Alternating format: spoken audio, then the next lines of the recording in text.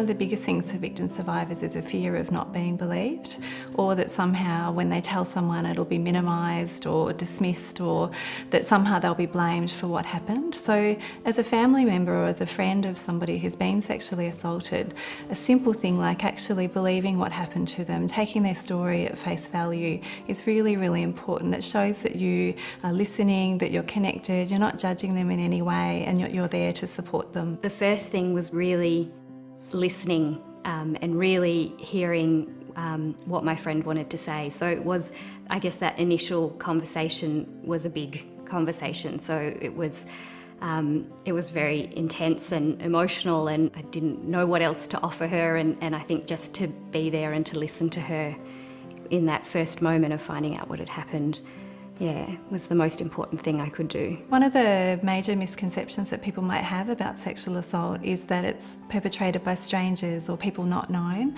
but the reality is for the vast majority of victim survivors, the perpetrator is known to them, which means often it's somebody within the family or close family friend. Family and friends can help sometimes just by simply listening. We don't need to have someone there sitting patting our hands the whole time. We need someone just to listen, to hear what we have to say. You are very, very overwhelmed by just even the fact having to disclose it, having to relive it in many respects, and getting up the courage to disclose it. In my situation, the perpetrator was known to my family and friends, and so when I needed to say something, I was worried that no one would believe me. It's really important to know that whatever your story and whatever the story of the person that you're supporting, that there is options to have advice and information for you.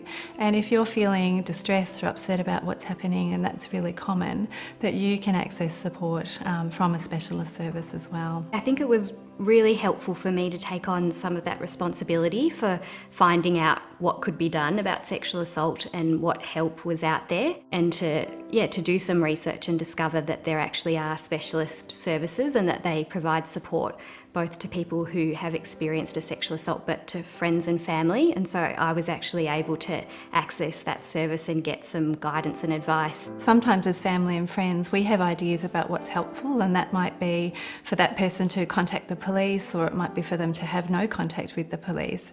And the most important thing as a person who loves someone who's experienced sexual assault is that you maybe support that person to explore what options are available to them, and that they can make the decision when they're ready and their time about what they would like to do. There are a lot of support services in every state and territory in Australia that you can find online. You could also contact your local health service or speak with your GP and ask for a referral to the nearest service. It was really important that I kind of didn't rush in with lots of information and solutions, but I could really sense that what my friend needed most was for me to listen and to be her friend, and to be the same friend that I'd always been, and to not see her differently. They didn't doubt what was going on. It was helpful that when I did say something, it was more that they could, what could they do?